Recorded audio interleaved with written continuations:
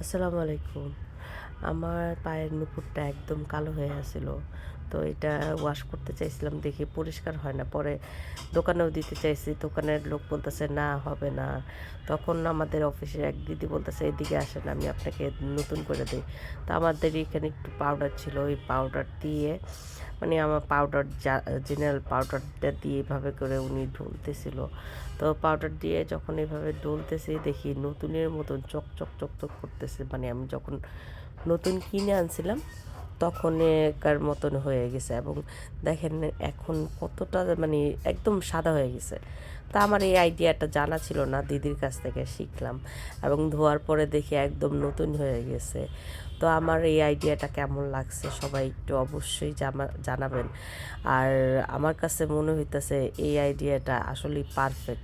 অনেকের আছে যে ওয়াশ করতে টাকা লাগে, তো এইভাবে করলে আর টাকা লাগবে না। আল্লাহ হাফেজ।